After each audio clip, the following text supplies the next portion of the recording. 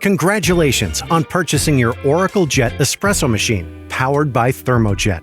Let's unbox your machine. Place the box on the floor and open it up.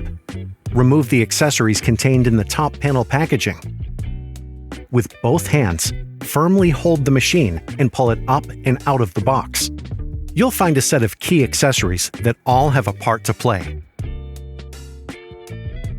Before first use, remove all of the plastic protective covering and wash all the parts and accessories with warm soapy water and a soft cloth or brush. Dry thoroughly before use. You'll notice that the Oracle Jet features a third wheel for added convenience.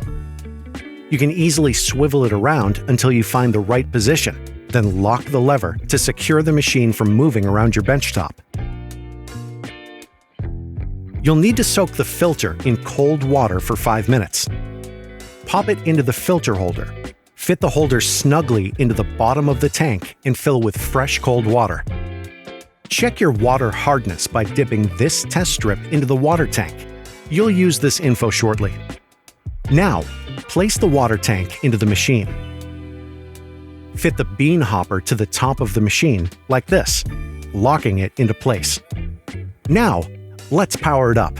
On first use, your machine will prompt you to set up various preferences, including a Wi-Fi network connection to run a firmware update. This keeps your Oracle Jet up to date with the very latest operating system, just like your smartphone.